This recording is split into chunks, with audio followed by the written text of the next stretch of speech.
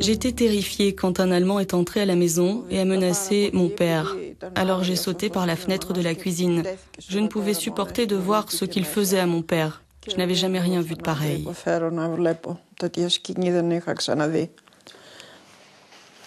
Elenis Foudouris avait 12 ans quand, le 10 juin 1944, son village fut la scène d'une des pires atrocités commises par les forces nazies, le massacre de Distomo.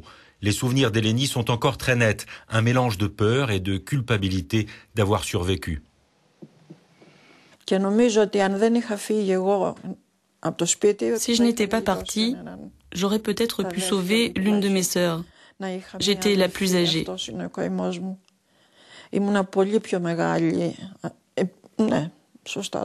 Mais ils les ont tous sortis et mitraillés.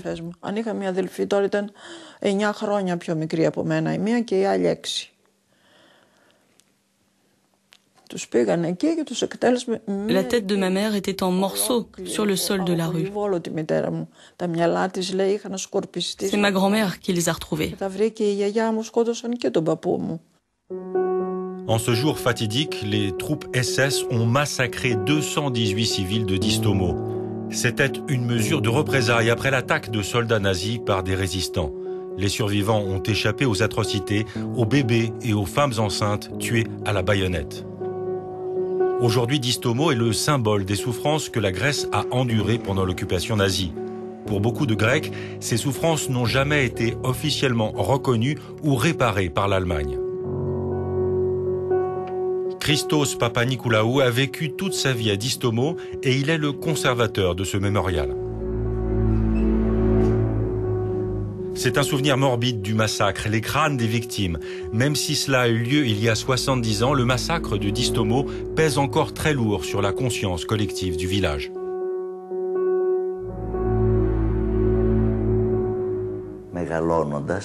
En grandissant, je croyais que seules des vieilles femmes habitaient le village. Tout était habillé de noir. Il a fallu des années pour entendre ici des rires, de la musique. Et tous les soirs, le grand événement était quand tout le monde, les enfants et les femmes en noir, allaient ensemble au cimetière.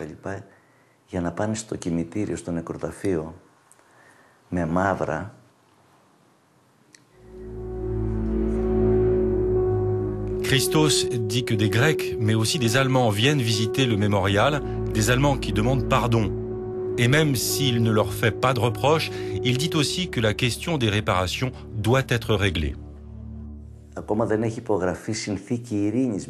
Il n'y a jamais eu d'accord de paix avec la Grèce. Et puis, l'histoire n'est pas non plus terminée légalement, parce que même si l'Allemagne a effectivement payé quelque chose, cet argent n'était pas destiné aux réparations en faveur des victimes. Le père de Kelly et Christina Stamoulis était un avocat qui réclamait 30 millions d'euros de réparation pour les familles des victimes de Distomo. Même si l'affaire a été validée par la Cour suprême grecque, le dossier reste en attente. Jamais il n'a été avalisé par le ministre de la Justice. C'est une question morale qui concerne l'Allemagne en raison du comportement des nazis contre des citoyens grecs dont les parents réclament aujourd'hui réparation. Lorsque des choses comme celle-là ont lieu, le minimum est de présenter des excuses. Et il y a toujours la question de la compensation qui accompagne celle de la morale. Il y a donc une double obligation. Ce n'est pas nous qui le disons, c'est la justice, la loi qui le dit. Réclamer des réparations de guerre était l'une des promesses de campagne d'Alexis Tsipras. Athènes estime à 280 milliards d'euros ces réparations, non seulement en tant que compensation pour les victimes, mais aussi pour les prêts forcés, les antiquités volées et les violences qui ont décimé 1/10 de la population. Pour sa part, Berlin assure que les réparations ont déjà été payées après l'accord bilatéral de 1961.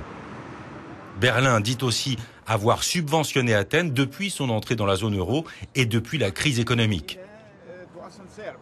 Cet homme est en Allemagne pour essayer de prouver le contraire. Manolis Glezos a 92 ans. C'est un vétéran de la Deuxième Guerre mondiale. En 1941, c'est lui qui a descendu le drapeau nazi qui flottait sur l'Acropole. Cela fait des dizaines d'années qu'il se bat pour obtenir des réparations de guerre. Le petit parti allemand de gauche, Die Linke, qui soutient le projet de réparation, l'a invité à Hambourg.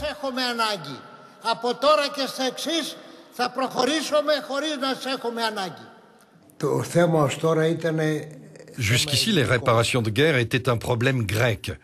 Quand je suis devenu député européen, j'ai réussi à faire que ce problème devienne européen. J'espère aujourd'hui, avec ce voyage, réussir à en faire un problème allemand, parce que je crois vraiment que la solution viendra du peuple allemand.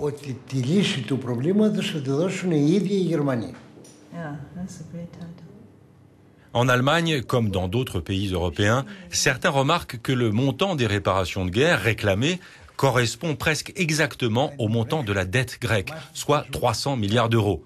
Manolis balaie cette critique. Nous sommes contre le fait que certains en anéantissent d'autres. On ne parle pas du même montant, les montants sont différents. Tout cela, c'est de la propagande pour essayer de nous discréditer. Essayer de discréditer ce que de nombreux Grecs considèrent être une injustice historique provoque des réactions très vives.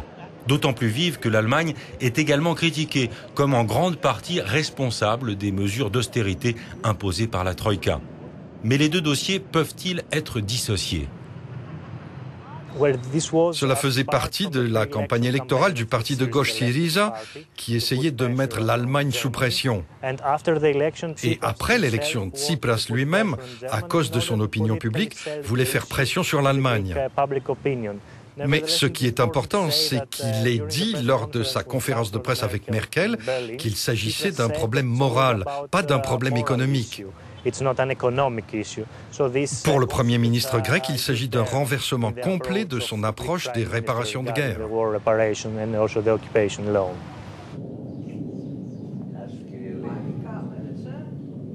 Comme pour les négociations concernant la dette grecque, la question des réparations de guerre est un problème compliqué qui va prendre du temps à résoudre.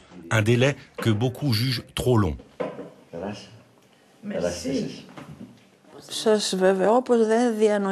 Nous n'avons jamais pensé que nous pouvions réclamer des compensations. Nous ne savions même pas que nous en avions le droit.